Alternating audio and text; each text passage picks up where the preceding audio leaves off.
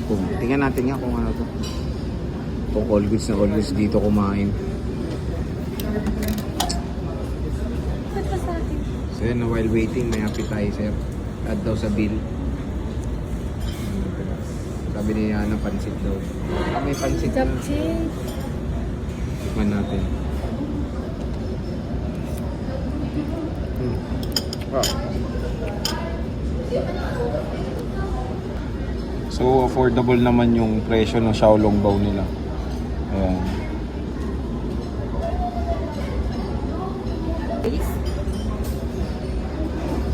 Then, 3 parts of rice vinegar.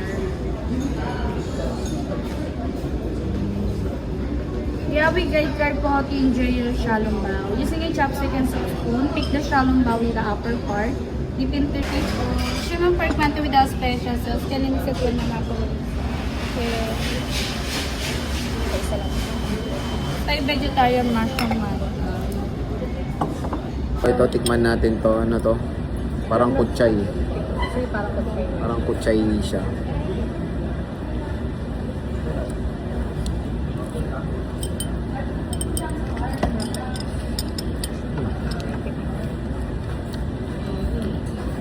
Ito.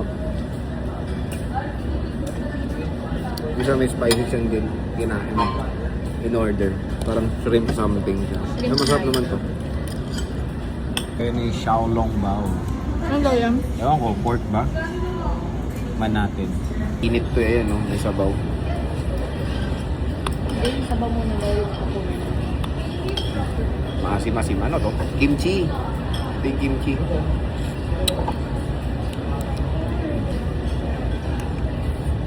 Sokim.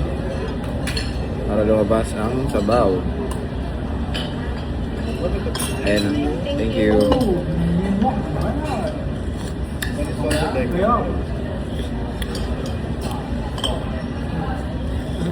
Wala na marami yung fried rice. Ito yung fried rice. Pang-isahan lang. Pero may pang-set ata. Pero almost 200 na yung rice eh. Okay lang. Kasi mas maganda konti rice. Puro dumpling nakakabusog. Okay naman yung fried rice.